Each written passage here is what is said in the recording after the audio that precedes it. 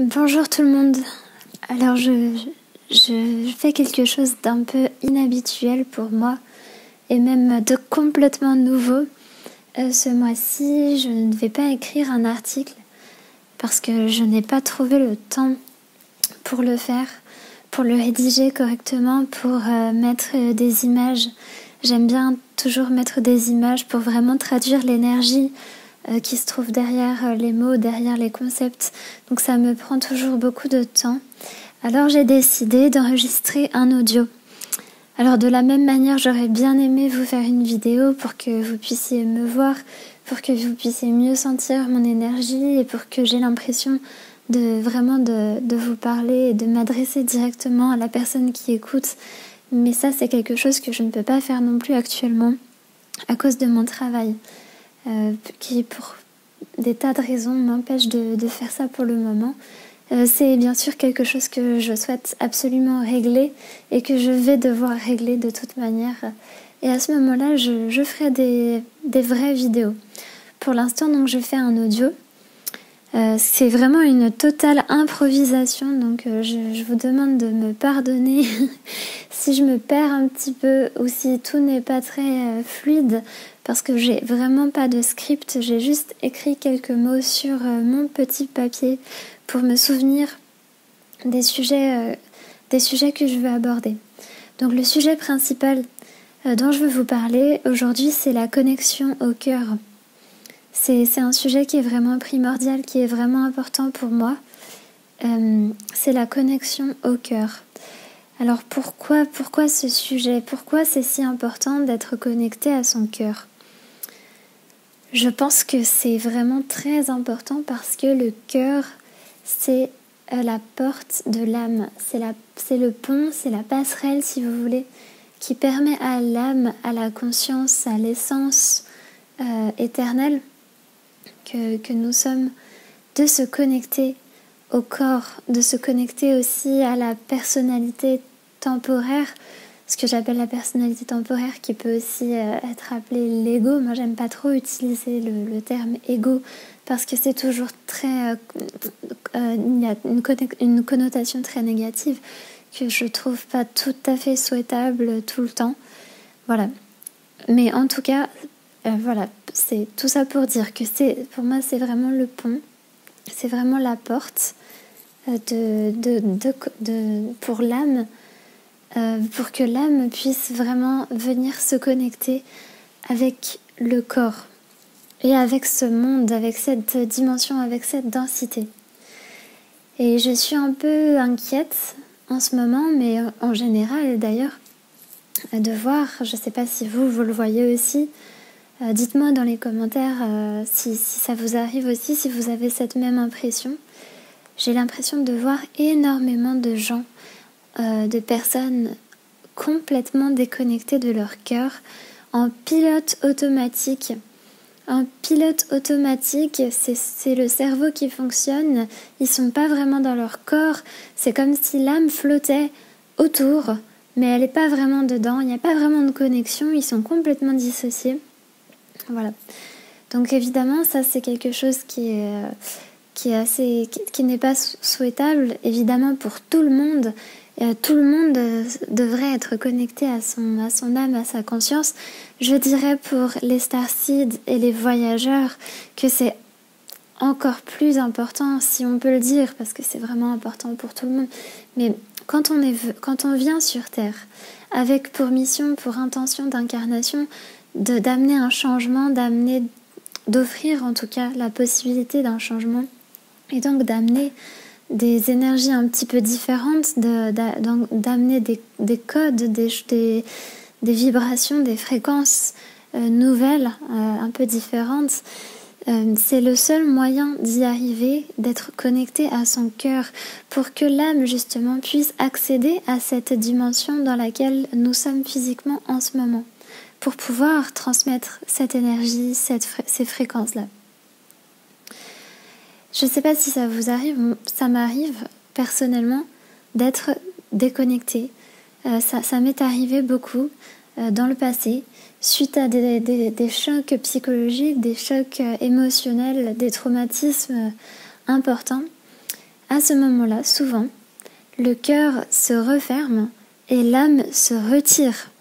C'est comme si on était mort en fait, c'est presque comme si on était mort, on flotte un peu au-dessus de soi, mais on n'est pas vraiment à l'intérieur de soi, c'est tout juste si on se reconnaît dans le miroir, on est vraiment complètement à l'ouest, si j'ose dire. Et voilà, ça peut arriver pour de multiples raisons. Souvent même, on ne se souvient plus vraiment de ce qu'on fait. Alors ça a sûrement d'autres explications en psychologie, etc. Mais je pense que ça peut aussi s'expliquer par la déconnexion de l'âme, le fait de ne plus se souvenir de ce qu'on fait, forcément, de perdre un peu la mémoire suite à un traumatisme, etc. Je pense que ça peut aussi s'expliquer par la déconnexion de l'âme. Et ça, donc, cette déconnexion, elle peut avoir, à mon avis, plusieurs raisons, mais vraiment beaucoup de raisons, et j'aimerais bien en explorer quelques-unes dans cet audio. Et je fais une petite aparté pour dire que dans le contexte actuel, malheureusement, je pense qu'avec la peur qui règne sur la Terre, beaucoup de personnes sont déconnectées de leur cœur, beaucoup de personnes. Et alors si je vais essayer de faire de l'humour parce que c'est toujours mieux de rire que de pleurer. C'est pas la meilleure stratégie immunitaire, disons, si on a peur d'être malade, d'être déconnecté de son corps. Alors j'imagine bien qu'ils le font pas exprès, évidemment, mais j'ai pu observer dans ma vie, en tout cas, je ne sais pas, alors dites-moi si c'est votre cas aussi, que j'ai pu tomber malade souvent quand mon cœur était complètement refermé suite à un choc, suite à un traumatisme, suite à vraiment une grande période de tristesse où mon cœur s'est refermé, mon âme s'en est allée un peu plus loin dans des contrées plus clémentes, si j'ose dire. Et c'est là qu'on a tendance à tomber malade. Donc c'est pas la stratégie la plus efficace. Mais bon, enfin, chacun, on fait ce qu'on peut. C'est toujours bien de s'en rappeler aussi. Alors la première chose que je voulais mentionner ici, c'est le cas des émotions. La différence entre les émotions et les pensées. Je crois pas que je vais vraiment explorer la différence peut-être dans cet audio. Il faudra peut-être que j'écrive un article, en tout cas que je trouve le temps de le faire. Mais vraiment, j'aimerais parler des émotions parce que j'entends beaucoup dans les milieux spirituels, dans les milieux de développement personnel, j'entends une forme de volonté de minimiser la place des émotions, qu'il faudrait maîtriser ces émotions, changer ces émotions pour avoir des émotions plus positives. Par exemple, en récitant des affirmations positives du style « Aujourd'hui, je suis heureux. Aujourd'hui, tout va bien. » Mais en fait, je trouve ça terriblement artificiel et je pense que c'est même dangereux parce que les émotions sont un guide, sont vraiment une boussole à travers le cœur en fait, qui nous connecte au souhait de notre âme, de notre conscience, de notre essence éternelle, qui nous connecte en fait à ce qu'on est venu faire sur Terre, à ce qu'on avait vraiment prévu de faire et qu'on a peut-être bien perdu de vue parce que franchement, faut le dire, c'est quand même terrible, c'est très difficile d'être incarné sur cette planète actuellement, vraiment. Et les émotions nous aident. Je vais prendre un exemple que je connais bien. C'est mon exemple, c'est facile de parler de ses propres expériences parce qu'on les connaît bien et voilà, c'est toujours plus authentique. Alors moi, en ce moment, comme je vous ai dit au tout début de la vidéo, enfin plutôt de l'audio, je fais un travail en ce moment qui ne correspond pas du tout à mon intention d'incarnation. C'est un travail qui me demande vraiment tout simplement d'utiliser beaucoup mon cerveau, beaucoup mon intelligence analytique, mon esprit rationnel, mon esprit logique. Et ça, c'est pas du tout... Mon cœur n'a pas de travail à faire dans ces moments-là. C'est vraiment juste le cerveau qui travaille. Et c'est quelque chose qui ne convient pas à mon âme, à ma conscience. Et quand je me connecte à mon ordinateur le matin, quand j'ouvre ma boîte mail, très souvent, je ressens vraiment une forme de tristesse, d'angoisse, de stress. Et évidemment, si je suivais ces enseignements-là qui me disent de réciter des affirmations positives pour changer ma vibration, pour changer mes émotions, voilà, je me mettrais devant mon ordi et j'irais réciter pendant 10 minutes « Aujourd'hui, je suis heureuse ». Peut-être que je finirais par y croire, c'est possible. Mais alors, qu'est-ce que ça engendrerait dans ma vie? Qu'est-ce que ça engendrerait? Ça engendrerait tout simplement que j'y resterai. Je garde ce travail qui me stresse, qui m'angoisse, j'y reste. Parce que j'ai changé mes émotions, je suis devenue super positive, d'un coup je trouve que tout est génial, je suis pleine de gratitude, etc. etc. Voilà. Et j'y reste. Donc je pense que dans ces cas-là, vraiment nos émotions sont une boussole. Alors je ne dis pas que quand je ressens cette angoisse ou cette tristesse, je suis pas en train de vous conseiller d'en rajouter une couche quelque part en vous accrochant à ces émotions et en les amplifiant un maximum et en vous mettant au fond du trou, mais pas du tout. Il faut juste vraiment en prendre conscience et vous dire ok, il y a un problème, il y a un problème, voilà. Essayez d'être peut-être neutre si vous voulez et vous dire il y a un problème. Qu'est-ce qu'on peut faire pour le résoudre? Et essayer d'être authentique en fait, de se dire il y a un problème, il faut le reconnaître. C'est pas d'essayer je suis heureuse, la vie est belle, le soleil brille, les oiseaux chantent, c'est magnifique. Non, quand il y a un problème, il y a un problème. De la même manière que par exemple quand on est dans une relation dysfonctionnelle de couple, j'imagine par exemple, je prends un exemple au hasard, par exemple de violence conjugale d'une femme battue par son conjoint.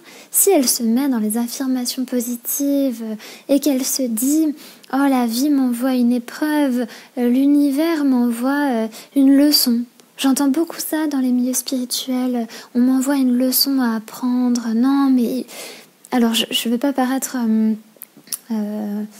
aigrie ou même agressive, mais juste non en fait. Il faut arrêter avec ça, c'est pas possible. Non. Quand on est dans cette situation, non, il faut pas se dire que la vie nous envoie une leçon et se dire, imaginons si cette femme se disait, la vie m'envoie une leçon, je suis pleine de gratitude et d'amour envers cet homme qui me bat. Non en fait, non. Quand on est dans cette situation, il faut en sortir. Si on ressent pas un minimum de colère ou de peur, voilà, on n'en sort pas en fait, on y reste. Alors encore une fois, on peut sur d'autres plans ressentir, être en paix en fait avec cette personne qui nous persécute et dire que voilà, sur d'autres plans, on lui pardonne, on lui envoie de l'amour, Ok, très bien. Mais maintenant, sur le plan terrestre de la vie de tous les jours, sur le plan physique dans lequel on est incarné, on s'en va. Voilà, c'est ça que j'essaye de vous dire. Et je pense que parfois, quand on essaye de provoquer un peu artificiellement cette gratitude, cette lumière, cet amour universel, quand on le provoque artificiellement, sans véritablement le ressentir, c'est quelque chose qui vient vraiment d'autres plans. Donc c'est assez difficile de le ressentir vraiment sur Terre. Et ça prend du temps et ça se fait pas en 5 minutes comme ça, en écoutant des affirmations positives. C'est assez artificiel en fait, quand on arrive à ce résultat. Là, pour moi, on se déconnecte du cœur et on se déconnecte de l'âme. Par conséquent. Donc voilà, je ne sais pas ce que vous en pensez. Vous me direz ce que vous en pensez. Vous allez peut-être me dire que c'est moi qui suis complètement perdue et que je me trompe complètement. Et je serais vraiment, honnêtement, j'ai vraiment envie d'entendre vos commentaires et ce que vous pensez de tout ça. Et donc ça m'amène au deuxième sujet, à mon deuxième mot-clé écrit sur ma petite feuille. J'espère que je ne suis pas en train de vous perdre complètement dans mes explications qui sont peut-être décousues, je ne sais pas. Ça m'amène donc à mon deuxième sujet, qui est probablement très controversé. Je vais peut-être me faire incendier après avoir abordé ce sujet-là. Mais bon, c'est pas grave, je vais essayer quand même, on verra bien. Et donc c'est la distinction entre le bien et le mal, qui pour moi vient fondamentalement du cœur, de la connexion de l'âme avec le cœur. Donc j'entends encore une fois beaucoup dans les milieux spirituels, dans les milieux du développement personnel, que le bien et le mal, ça n'existe pas. Que le bien et le mal, c'est une construction de l'esprit, une construction de la société, et qu'il faut dépasser la dualité. Alors en fait, je ne suis pas du tout d'accord avec ça. Je ne sais pas vous, mais pour moi, ça n'a pas de sens. En fait, ce dépassement de la dualité et le fait que la distinction entre les deux puisse s'effacer, qu'elle n'ait plus lieu d'être, évidemment que ça existe sur d'autres plans, dans d'autres densités, dans d'autres dimensions. En tant que starseed et en tant que voyageur de là où nous venons, effectivement, très probablement, cette distinction n'existe plus. Mais en fait, il se trouve qu'en s'incarnant dans cette densité, en s'incarnant dans cette dimension, cette distinction existe. Et je pense qu'essayer d'adapter cette absence de dualité qui vient d'autres dimensions à la vie sur Terre telle qu'elle existe aujourd'hui, à l'instant T où je parle, au niveau de conscience qui n'est quand même pas tellement formidable qui règne sur Terre en ce moment, franchement, la situation de la Terre en ce moment, faut quand même pas se mentir, c'est pas génial, quoi. Et essayer d'adapter cette absence de dualité à ce qui se passe actuellement, à cette époque dans laquelle on vit, pour moi, ça ne marche pas. Par exemple, pour moi, alors, en fait, comment vous expliquer ? Je pense que cette absence de dualité qui existe sur d'autres plans ne peut pas exister pour l'instant sur Terre. Parce qu'on n'en est pas là du tout, mais pas du tout. Et comme elle n'existe pas, on essaye de la fabriquer, en fait, on essaye de dire le bien et le mal, ça n'existe pas dans les milieux spirituels, voilà. Mais ça, c'est une construction du cerveau. C'est vraiment une construction, pour moi, de l'esprit. C'est pas le cœur qui ressent ça. Parce que quand vous pensez, par exemple, au meurtre de quelqu'un, au viol d'un enfant, au massacre d'une population, vous savez que c'est mal.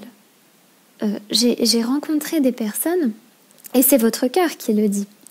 J'ai rencontré des personnes dans des milieux spirituels, dans des milieux, encore une fois, de développement personnel, etc. Je ne veux pas critiquer ces milieux-là, hein. Ils sont très utiles et heureusement que de plus en plus de personnes s'intéressent à ces sujets. Donc c'est pas du tout l'objectif de les critiquer de manière systématique, mais voilà.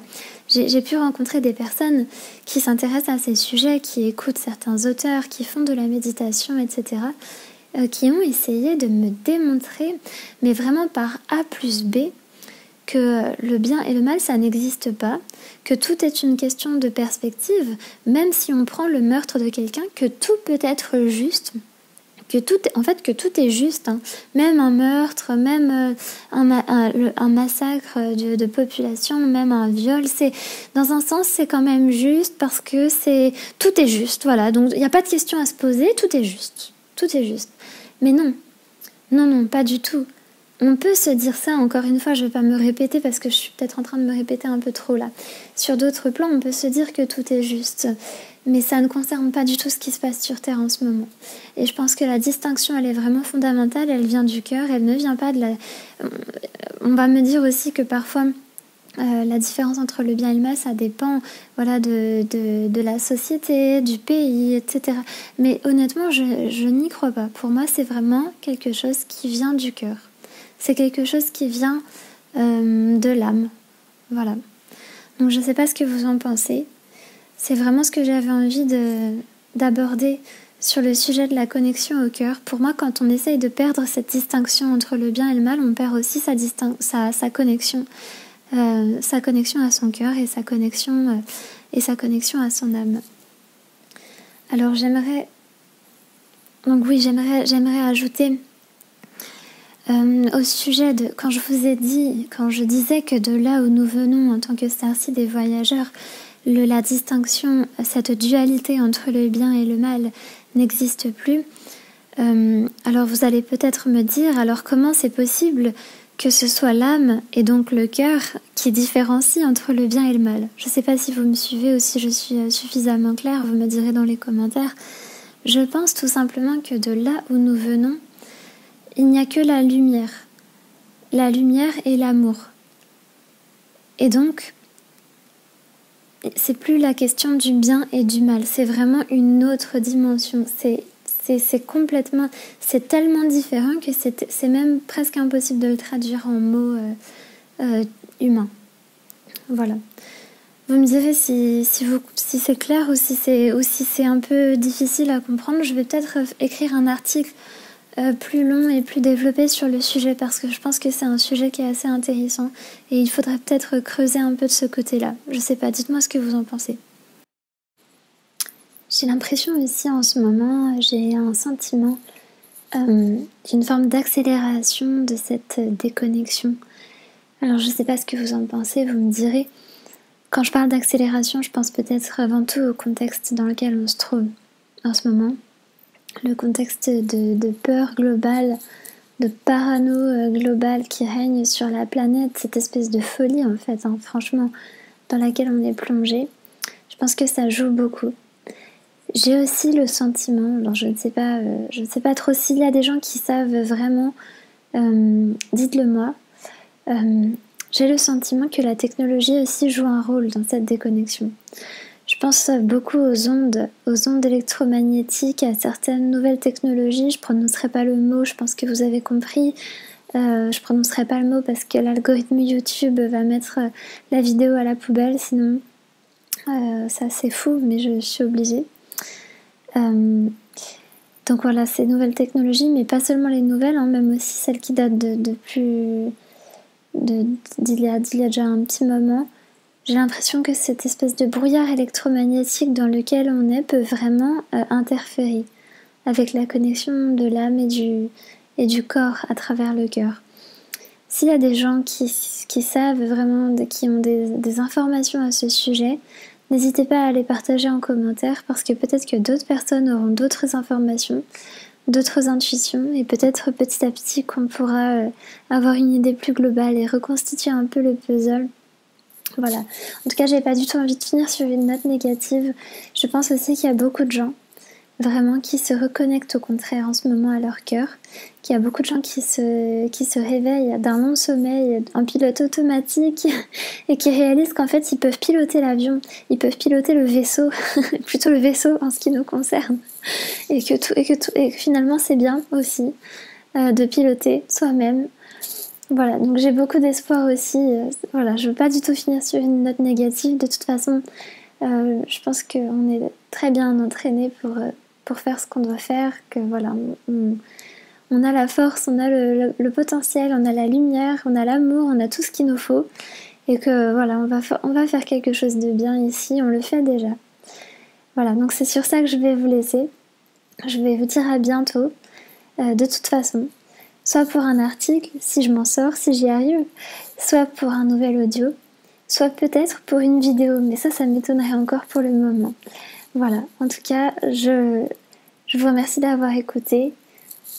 Mettez vraiment votre avis en commentaire, ça m'intéressera beaucoup de le lire. Merci à tous et à très bientôt.